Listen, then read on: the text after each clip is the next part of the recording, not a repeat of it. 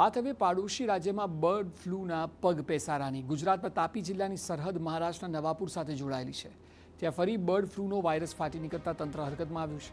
થોડા દિવસો પહેલાં નવાપુરના પોલ્ટ્રી ફાર્મમાં મરઘાઓના મોત નોંધાતા તપાસ કરાઈ, જેમાં બર્ડ ફ્લૂ પોઝિટિવ આવતા મહારાષ્ટ્રના તંત્રએ નવાપુરમાં કિલિંગની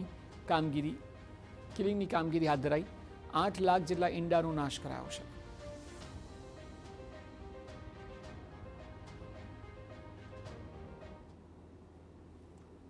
पिछले कुछ दिनों पहले यहाँ नवापुर में जो पोल्ट्री फार्म्स हैं उनमें अननेचुरल डेथ्स रिपोर्ट्स हुई थी।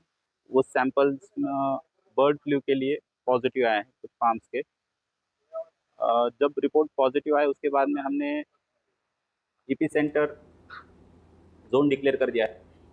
ઉપરાંત મહારાષ્ટ્રના નવાપુરની હદને અડીને આવેલા તાપીના ઉચ્છલમાં પણ પશુપાલન વિભાગ કામગીરીમાં જોતરાયું છે. ઉચ્છલમાં 3 જેટલા પોલ્ટ્રી ફાર્મમાં સર્વેલન્સ કરાયું છે. 10 જેટલા ગામોમાં લોકજાગૃતિ અને જ્યાં ઘરેલું પક્ષીઓનો ઉછેર થતો હોય તેમને જાગૃત કરાયા છે. બીજી તરફ બર્ડ ફ્લૂને પગલે સ્થાનિક ચિકનના વ્યવસાય પર પણ વિપરીત અસર થઈ છે. તાલુકામાં 3 પોલ્ટ્રી ફાર્મ છે, જેમાંથી જે સૌથી નજીક પોલ્ટ્રી ફાર્મ છે જેમાં હાલમાં કોઈ મરઘા નથી, તથા જે બીજા 2 પોલ્ટ્રી ફાર્મ છે તેમાં કોઈ એબનોર્મલ મોર્ટાલિટી એટલે કે જે બર્ડ ફ્લૂમાં મોર્ટાલિટી જોવા મળે છે એ આપણને જોવા મળેલ નથી. આ ઉપરાંત જે નજીકના 12 ગામો છે ઉચ્છલ તાલુકાના તેમાં પણ એક્ટિવ સર્વેલન્સ ચાલુ છે.